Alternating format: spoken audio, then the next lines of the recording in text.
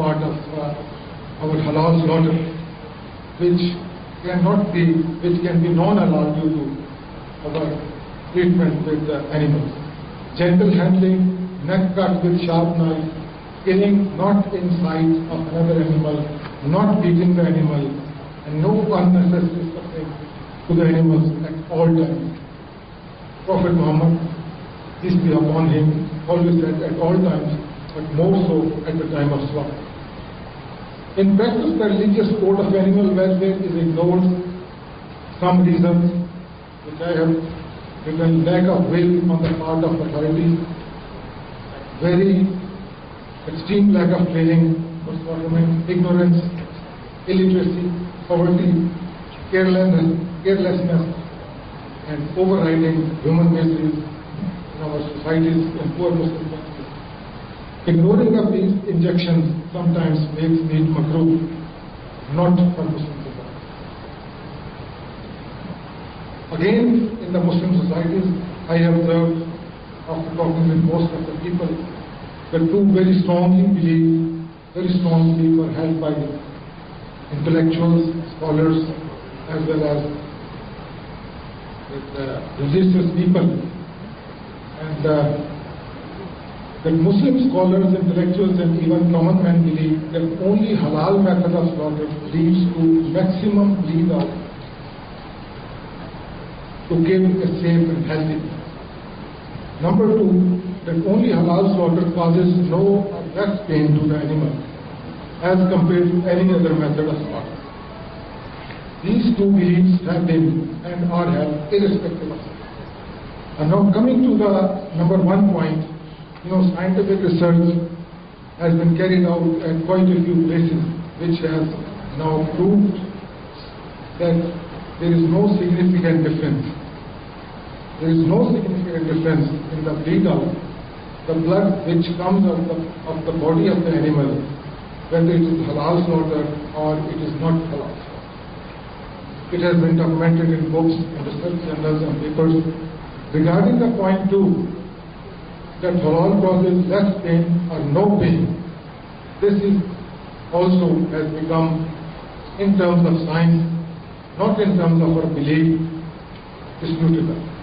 I mean, very late researches in 2009 in New Zealand and Australia and in some countries, Europe, they have some scientific foolproof system to tell us that, which we are thinking, that bleed out our brain working after cutting of the jugulars and two carotid arteries. The brain is functioning for some time, and it helps in giving more blood out of the body, and it makes the animal pain less, has been also challenged.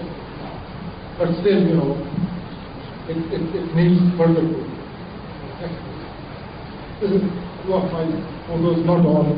I was in Al-Azhar at Egypt, and this is Dr. Salam. I have discussion on this animal welfare and slaughter, how animals are slaughtered in our country. If they treat them like this, if they kill them like this, so it will be more good for halal, good for animals, and good for religion. So we all agree that we are not properly following the animal welfare, and we cause more sufferings to animals. But there are obvious reasons. There are more sufferings for humans also in this country. Next. Now there is another controversial issue in these days, is that some of my colleagues have pointed out that stunning is being carried out in some countries. Stunning of animals has been allowed in some Islamic countries also, and Gulf Cooperation Council rules of 6 Islamic Muslim countries, they allow meat as halal which has been stunned, and all the meat from Australia and New Zealand has to be stunned, and that halal meat is being labeled as halal. It is being accepted by Saudi Arabia, Qatar, Dubai, Jordan, all these things. So stunning is caused to induce unconsciousness, but stunning injures the animal. The animal is not healthy. Most of our scholars take this point. I discussed it also in Yogan Sharif in India, and they were also very vocal on it, that it causes the animal unhealthy. When you say the animal should be healthy and alive, so that point is affected. Some scholars even say it amounts to twice killing the animal. In many countries, rather even in those countries which are exporting halal meat to Muslim countries, only electric stunning is allowed, and electric stunning is being done. This is being done because it is measurable current is given to a sheep, lamb, or a cattle, and tongs are put on the head of the cattle or a sheep, and 3 or 5 seconds current is given. And if you don't kill that animal within 5-10 seconds, the animal starts to come up. After the current, it will immediately fall on the ground, and the person holding the knife can cut the neck very easily without any trouble. And they say, or they said, the pain is less. But if you don't slaughter the animal comes to life after 4 or 5 minutes. It's fully up. So that means the electrical stunning does not kill the animal with the current. It kills the animal only after cutting the knife. Mechanical stunning is the most effective that it can cause death, so that is not allowed in any case, in any case. Scientifically speaking, it has improved, occurred. There is again a post-cut stunning is being applied in some societies, in Muslim countries. They allow, if not pre-slaughter stunning, means stunning before cutting the neck, and one is stunning after cutting the neck. So if you don't accept pre-slaughter cutting, in some countries they have used post-cut stunning. That means after cutting the neck, the animal is moving and making struggle.